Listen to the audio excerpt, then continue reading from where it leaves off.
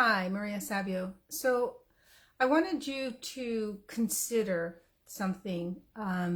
When we start to criticize others, when we belittle others, when we ignore others, when we lie to others, when we disrespect them, and especially when we express all of our frustration onto other people, either by raging, yelling, being angry in any way, what we're actually doing is a part of us thinks that we're getting rid of some of the pain that we're carrying.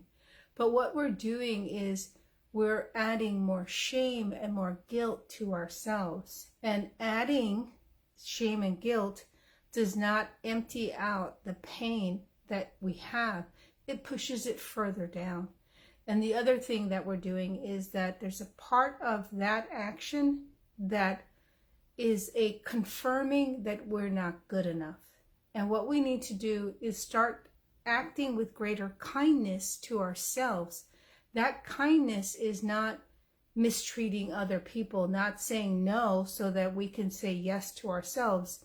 It's saying yes to ourselves at different levels. It's listening to ourselves at different levels and acknowledging the pain that we went through, whether we were mistreated or witnessed mistreatment and we were unable to do anything about it, especially people that come from violent homes or where we see aggression where we couldn't do anything about, or we come from a home where there's alcoholism, where there's any kind of abuse, where there's divorce, where there's family members that are disrespecting other family members in any way.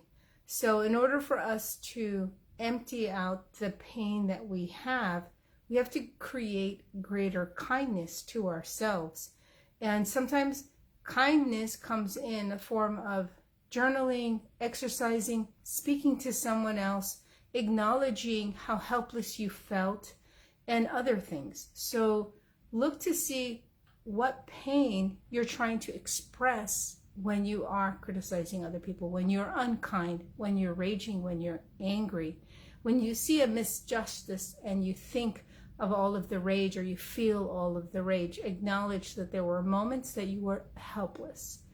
And this will help you to start getting into alignment with the fact that you are good enough, because that's such a great lie that we constantly tell ourselves, that we're not good enough. And the beauty is that we are all good enough.